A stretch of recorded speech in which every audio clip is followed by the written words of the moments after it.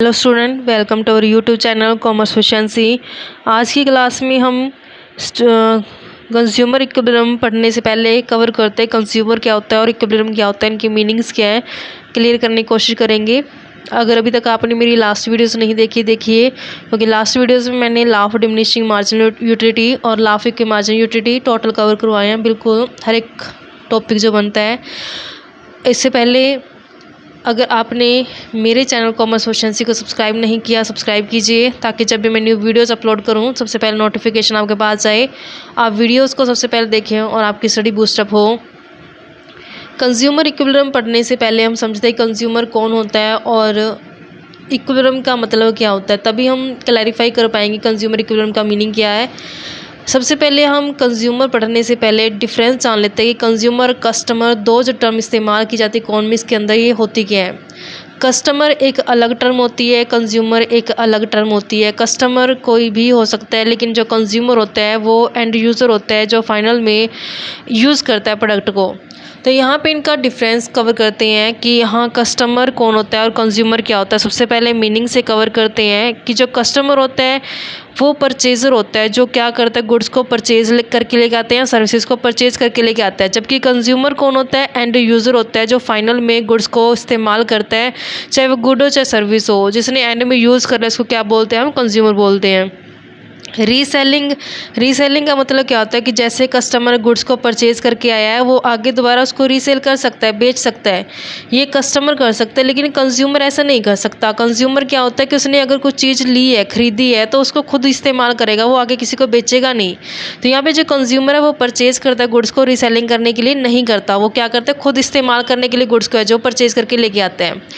Purchase of good, अब goods को कौन परचेज करता है, देखो कस्टमर होता है जो परचेज करके लेके आता है वो, और उसकी पेमेंट भी क्या करता है, खुद ही करता है वो। लेकिन जो कंज्यूमर होता है ज़रूरी नहीं कि वो खुद खरीद के लेके आए और ना ही उसके लिए ज़रूरी होता है कि पेमेंट भी वो खुद ही करे।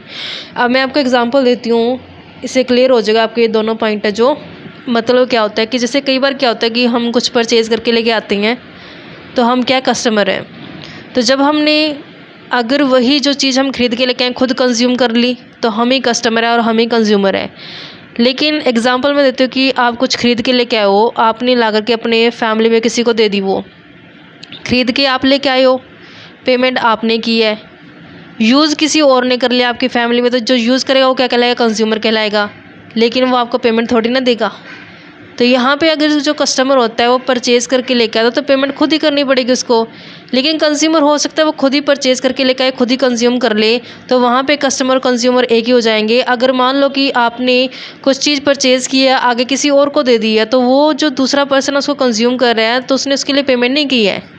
तो ये डिफरेंस होता है कस्टमर और कंज्यूमर के बीच में। अब आते हैं इक्विलिब्रियम। इक्विलिब्रियम का क्या मतलब होता है, यहाँ पे हमने कंज्यूमर तो पढ़ लिया, अब नेक्स्ट आता है इक्विलिब्रियम। तो इक्विलिब्रियम का क्या मतलब होता है, संतुलन। संतुलन का मतलब होता है कि यहाँ पे जो कंज्यूमर होता है, जो वो कंजप्शन कर रहा है, जो खर्च कर रहा है, उससे क्या वो सेटिस्फाई है, यानी जितना उसने खर्च किया उससे क्या उसको मैक्सिमम सेटिस्फेक्शन मिल रही है, जितना उसको सेटिस्फेक्शन चाहिए था उसका सेटिस्फेक्शन लेवल उसके इक्वल है, क्या होगा, उसको सेटिस्फाई है अपने एक्सपेंडिचर से। तो इस सिचुएशन में क्या करता है कंज्यूमर, अपनी जो एट प्रेजेंट स्टेज होती है उसको चेंज करने की सिचुएशन में नहीं होता, यानी कि यहाँ पे कंज्यूमर चाहता नहीं है कि वो चेंज करे क्योंकि उसको मैक्सिमम सेटिस्फेक्शन मिल रहा है। इसे बोलते हैं हम कंज्यूमर, यानी इक्विलिब्रियम में आ गया कि कंज्यूमर ने जो खर्च किया है, जो कंजप्शन किया, उससे क्या वो सेटिस्फाई है। तो इस सिचुएशन में वो चेंज नहीं करना चाहता, तो क्या वो अपना इक्विलिब्रियम में आ चुका, संतुलन में आ चुका है। अभी यहाँ पे कंज्यूमर इक्विलिब्रियम का जो मीनिंग है, जो अजम्पशन है, वो नेक्स्ट क्लास में कवर करेंगे। यहाँ जस्टिफाई मैंने सिर्फ आपको उसका डिफरेंस किया है। तो ऐसी रेगुलर वीडियो देखने के लिए आप मेरे चैनल कॉमर्स एफिशिएंसी को सब्सक्राइब, लाइक, शेयर करें। अगर आपको सजेशन क्वेरी तो आप मुझे कमेंट बॉक्स में कमेंट कर सकते हैं।